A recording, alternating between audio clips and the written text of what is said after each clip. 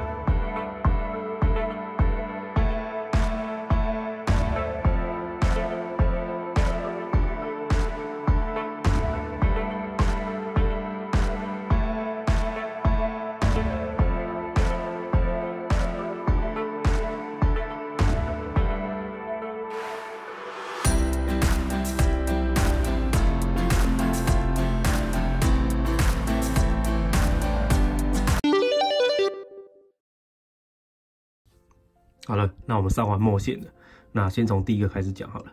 那第一个就是我们传统型用这个墨写液，那它的好处就是你根本完全不用稀释，而且它已经有既有的这个上面有一支笔，你可以直接就是可以去做这个入墨线的动作。那看起来呢也操作起来就是真的很简单啦。哦，这个过去大家应该都很习惯用这种方式了。那有人会觉得说会不会被X20把这个底漆消掉呢？其实我这个套件大概喷完大概放了3天了，哦，所以其实它还蛮坚硬的，而且就是我刚刚用最后面我用很大力去刷它，它也没有掉哦。那中间过程确实有失败，哦，例如这一个，我这样看不看得到？哦，稍微被我刮掉了。哦，那原因是什么呢？就是我大概就是喷完，大概我用吹风机吹一吹，就直接开始入墨线了。不过很不幸的，直接就把漆弄掉了。哦，还是有可能会掉的。那建议就是要放多天一点，好让它表漆完全干燥，这样子就比较简单一点。好，那第二个呢，就是用这个Game Wash的部分。那它的好处呢，其实就是用水啊，因为X20毕竟它的味道，老实说还是让人不太舒服啦。那这个部分呢就会比较好操作，所以呢，其实这个用起来呢，其实也蛮 OK 的。那也不要说它完全没有问题哈，这是刚刚第一个的。那其实第二个就是一样，我就是喷完漆了，我就立刻就操作了，所以用水呢还是一样，哦，还是会被刮起来，就是还是有这种可能，所以最建议就是放，目前估计是3天了，那之后我会再另外做一集来测试这个到底要放多久时间来做入墨线的话，那就再下次了，好，那所以呢，这个用2种方法其实都可以，那相对呢就是要稍微。这个Game Wash要稍微做稀释，那这个呢可能会担心说X20会把它消掉，哦，所以就是看大家自己喜好这样。那我抓的比例大概就是一两滴这个，然后再加一点点水就好了，真的一点点就可以了，就很够用，而且它的跑的顺畅度真的很够，哦，大概是这样。那在操作的过程中，因为我用了这个，哦，大家可能觉得，为什么你用那个一支那么大支的？其实这个其实个人习惯了哦，因为这样子沾起来的水会比较多。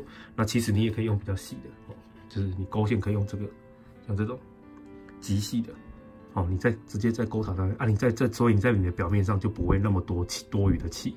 哦，用这种极细的其实也有它的好处在哦，就是看个人喜好。那以上的建议大概是这样啦。那大家如果喜欢这次的内容，记得帮我按赞、订阅跟分享哦。那我们就下次再见啦，拜拜。